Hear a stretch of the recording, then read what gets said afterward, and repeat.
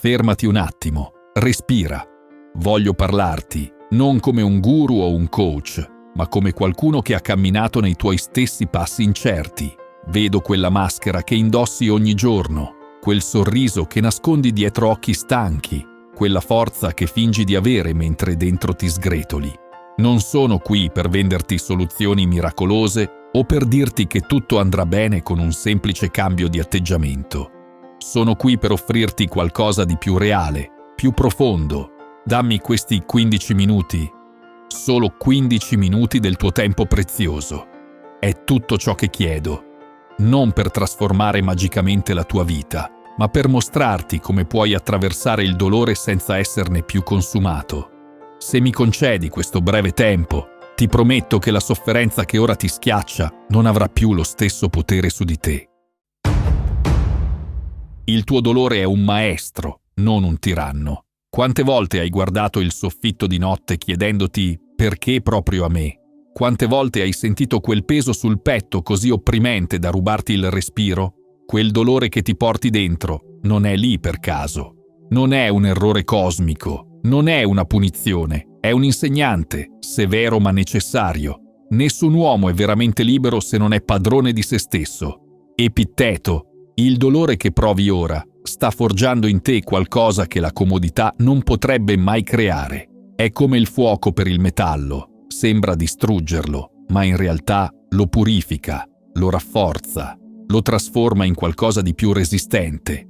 Pensa a un momento della tua vita in cui hai creduto di non farcela, un momento in cui il dolore sembrava insopportabile. Eppure sei qui, hai superato quel momento e non sei solo sopravvissuto. Hai guadagnato una saggezza che nessun libro potrebbe mai insegnarti. Il dolore ti insegna a distinguere ciò che conta veramente da ciò che è superficiale. Ti mostra chi rimane al tuo fianco quando tutti gli altri si allontanano.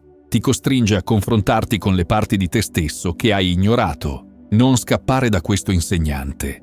Ascoltalo. Cosa sta cercando di mostrarti? Quale verità scomoda ti sta mettendo davanti agli occhi? Quale forza nascosta sta cercando di risvegliare in te? Il tuo dolore non vuole distruggerti, vuole trasformarti. E quando impari ad ascoltarlo anziché combatterlo, scopri che contiene i semi della tua rinascita. La trasformazione nasce dalla distruzione. C'è una verità che pochi hanno il coraggio di affrontare. Prima di diventare la persona che sei destinato a essere, devi lasciare andare la persona che eri. E questo processo raramente è gentile. La farfalla deve distruggere il bozzolo per emergere, il seme deve rompersi per germogliare e tu devi attraversare questa rottura per rinascere. La pietra più dura diventa la scultura più bella nelle mani dello scultore paziente. Zenone, quella relazione finita che ti ha lasciato in ginocchio, quel lavoro perso che sembrava la fine del mondo, quella diagnosi che ha capovolto la tua realtà. Non sono stati errori o deviazioni, erano passaggi necessari. La vita non ti sta punendo, ti sta preparando. Ricorda quando da bambino hai imparato ad andare in bicicletta. Prima di trovare l'equilibrio, quante volte sei caduto? Quelle cadute non erano fallimenti, erano il prezzo dell'apprendimento. Le tue ginocchia sbucciate erano medaglie, non ferite. Ora sei adulto e le cadute fanno più male. Lasciano cicatrici più profonde. Ma il principio è lo stesso. Stai imparando a vivere ad un livello più alto e questo apprendimento richiede cadute. Non confondere la distruzione con la fine. È solo la preparazione per un nuovo inizio. Le parti di te che si stanno sgretolando sono quelle che ti tenevano prigioniero, non quelle che ti definiscono veramente. Permetti a questa trasformazione di avvenire. Non resistere. Non ti aggrappare ai frammenti del passato. Lascia che si dissolvano e dalle loro ceneri emergerà una versione di te che non avresti mai immaginato possibile. La pazienza è il sentiero verso la libertà interiore. Viviamo in un mondo ossessionato dalla velocità, risultati istantanei, gratificazione immediata, soluzioni rapide, ma le cose più preziose della vita non seguono questo ritmo frenetico. Un albero secolare non cresce in un giorno. Una relazione profonda non si forma in un'ora. Una vita di significato non si costruisce con scorciatoie. La pazienza è amara, ma il suo frutto è dolce. Musonio Rufo. La libertà che cerchi, quella vera, duratura, richiede pazienza. Non quella passiva dell'attesa inerte, ma quella attiva della perseveranza consapevole. Quando guardi gli altri che sembrano avere tutto ciò che desideri, ricorda, stai vedendo solo il loro raccolto, non la loro semina. Stai vedendo i frutti, non le radici. Stai vedendo il traguardo, non il percorso. La pazienza non significa accettare passivamente le circostanze. Significa capire che alcune trasformazioni richiedono tempo. Significa continuare a muoverti nella direzione giusta, anche quando i risultati non sono immediatamente visibili. È come versare acqua in un bicchiere goccia dopo goccia. Per molto tempo sembra che non stia succedendo nulla, ma poi una goccia fa traboccare il bicchiere. Quella goccia non è più potente delle altre. È semplicemente l'ultima di una lunga serie di azioni coerenti. La tua libertà arriverà così, non con un singolo atto eroico, ma con una serie di piccole scelte quotidiane. Non con una rivelazione improvvisa, ma con una comprensione che si approfondisce col tempo. E un giorno ti guarderai indietro e capirai. Quella libertà che tanto desideravi non era una destinazione da raggiungere, ma un modo di camminare che stavi imparando passo dopo passo. Nel rumore del mondo trova il tuo centro di calma. In questo mondo di notifiche continue, opinioni urlate e stimoli costanti, abbiamo dimenticato il potere del silenzio. Abbiamo perso l'arte di ascoltare la nostra voce interiore. Eppure, è proprio in quel silenzio che si trovano le risposte che cerchiamo disperatamente all'esterno. Il rumore esterno corrisponde al silenzio interiore. Seneca. Pensa all'ultima volta che hai preso una decisione importante. È avvenuta nel caos o nella calma? È emersa dal rumore o dal silenzio? La verità è che non puoi sentire la tua autentica voce quando sei circondato da 1000 altre voci che ti dicono chi dovresti essere, cosa dovresti volere, come dovresti vivere. Non è un caso che le persone più sagge della storia abbiano cercato la solitudine, non per fuggire dal mondo, ma per trovare se stessi prima di tornare ad esso con chiarezza e proposito. Questo silenzio di cui parlo non richiede necessariamente isolamento fisico. Puoi trovarlo nel respiro consapevole in mezzo al traffico, nella pausa prima di reagire a una provocazione, nei primi momenti del mattino prima che il mondo si risvegli. È in questi spazi di silenzio che ritrovi la tua bussola interiore. È qui che distingui i tuoi veri desideri dalle aspettative imposte. È qui che separi la saggezza dal semplice rumore. Crea deliberatamente questi spazi nella tua vita. Disconnettiti regolarmente. Spegni gli schermi. Chiudi gli occhi. Respira. Ascolta. Perché è nel silenzio che ritrovi la tua essenza. È nella calma che riconosci la tua forza. È nell'assenza di distrazioni che riscopri la direzione che la tua anima vuole veramente seguire. I tuoi ostacoli sono indicazioni, non impedimenti.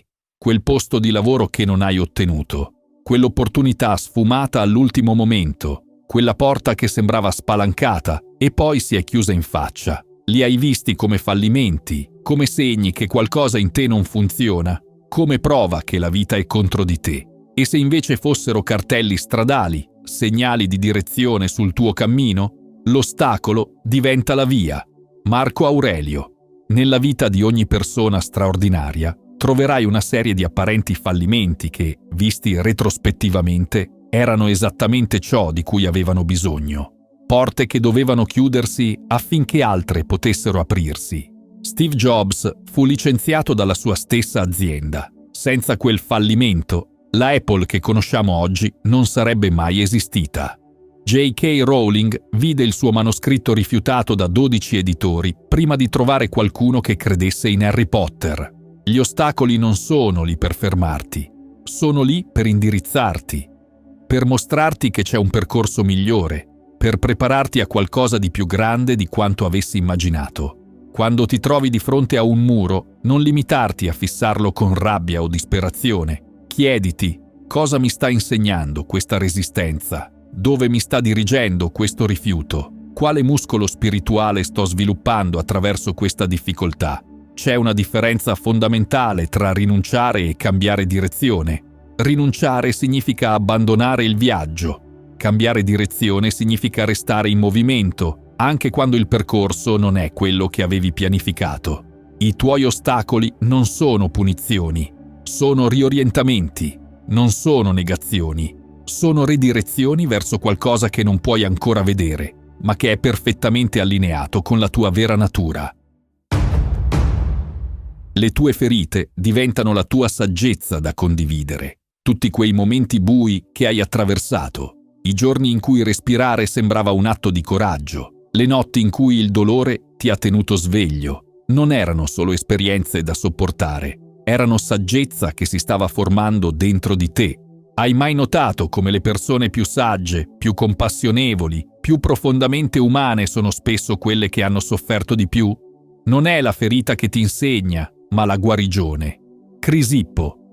C'è una ragione per questo. Il dolore, quando viene attraversato con consapevolezza, si trasforma in comprensione. Le ferite diventano finestre, attraverso cui vedi parti dell'esperienza umana invisibili agli altri. Pensa alle persone che ti hanno veramente aiutato nei tuoi momenti più bui. Non erano quelle con le teorie più elaborate o i consigli più brillanti. Erano quelle che potevano guardarti negli occhi e dire con autenticità: «Lo so, ci sono passato anch'io». È questa la magia della trasformazione. Il tuo dolore personale diventa un ponte verso gli altri. La tua lotta privata diventa un faro per chi sta ancora brancolando nel buio. Non sprecare la tua sofferenza. Non seppellirla sotto strati di negazione o distrazione. Onorala, ascoltala, trasformala in saggezza. E poi, quando sei pronto, condividila. Non per cercare simpatia o per rimanere attaccato al ruolo di vittima, ma per tendere una mano a chi sta ancora lottando dove tu hai già vinto, per dimostrare che è possibile attraversare l'inferno e non solo sopravvivere, ma emergere con un fuoco interiore che illumina il cammino per altri. Le tue cicatrici non sono segni di debolezza o fallimento, sono mappe che hai disegnato per chi verrà dopo di te, sono la prova vivente che il dolore può essere trasformato in proposito. Il momento giusto arriva quando sei pronto, non quando lo desideri. Ti guardi intorno e vedi persone che sembrano ottenere senza sforzo ciò per cui tu lotti disperatamente. Ti chiedi cosa c'è di sbagliato in te. Perché per loro è così facile mentre per te è così difficile? La verità è che ognuno ha il suo tempo. E il tempo giusto raramente coincide con il tempo desiderato. Non è perché le cose sono difficili che non osiamo, è perché non osiamo che sono difficili. Seneca: la natura comprende perfettamente questo principio. Un frutto raccolto prima del tempo è acerbo e amaro. Un animale forzato a lasciare il nido troppo presto è vulnerabile ai predatori. Una farfalla aiutata ad uscire dal bozzolo prima di essere pronta non svilupperà mai ali abbastanza forti per volare. Allo stesso modo, ciò che desideri potrebbe non arrivare quando lo vuoi, ma quando sei veramente pronto a riceverlo e gestirlo. Quella promozione che non hai ottenuto, forse avresti ottenuto potere prima di sviluppare la saggezza per usarlo bene. Quella relazione che è finita, forse ti stava preparando per un amore più profondo che richiede la persona che stai diventando, non quella che eri.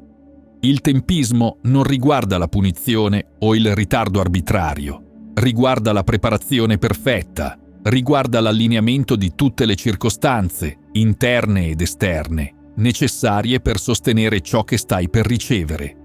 Invece di ribellarti contro i tempi della vita, usa questo periodo di attesa come preparazione. Sviluppa le qualità che ti serviranno quando finalmente arriverà ciò che desideri. Costruisci la forza di carattere che ti permetterà non solo di ottenere ciò che vuoi, ma di mantenerlo. Perché quando arriverà il momento giusto, e arriverà, non sarà una coincidenza fortunata, sarà il risultato inevitabile della persona che sei diventato attraverso l'attesa.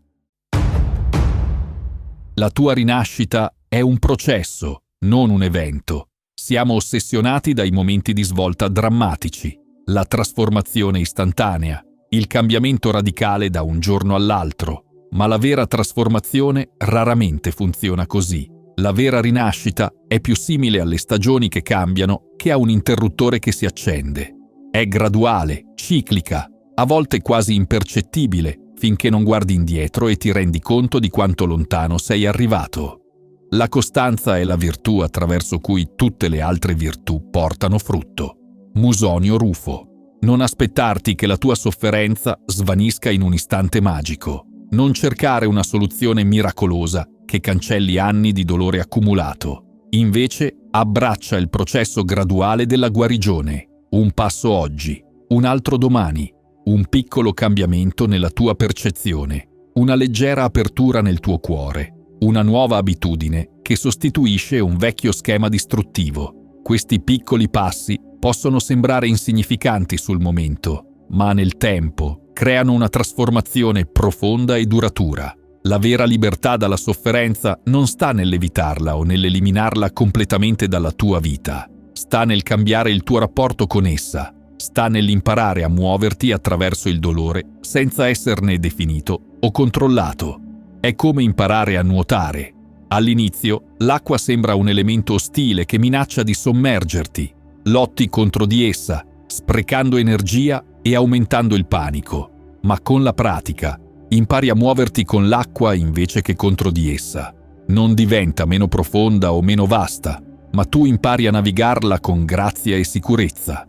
Così è con la sofferenza. Non sparirà magicamente dalla tua vita, ma non sarà più il mostro che ti terrorizza. Diventerà un insegnante che rispetti, una forza che comprendi, un elemento attraverso cui hai imparato a muoverti. E un giorno, guardandoti indietro, vedrai che la persona che eri, quella sopraffatta, spaventata, persa nel dolore, è stata trasformata, non in un singolo momento drammatico, ma attraverso 1000 piccoli atti di coraggio, consapevolezza e perseveranza. Questa è la vera rinascita. Non è la fine della sofferenza, è l'inizio della saggezza. Se hai trovato valore in questo messaggio, potrebbe piacerti uno di questi 2 video.